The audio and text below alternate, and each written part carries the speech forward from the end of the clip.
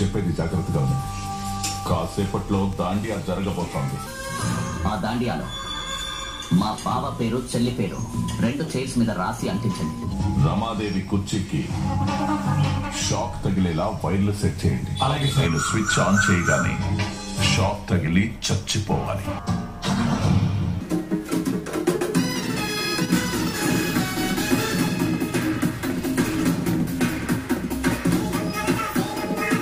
బాబా, మీకోసం స్పెషల్ గా చైర్లలో పేర్లు కూడా పెట్టించాను. కూర్చోండి కూర్చోండి.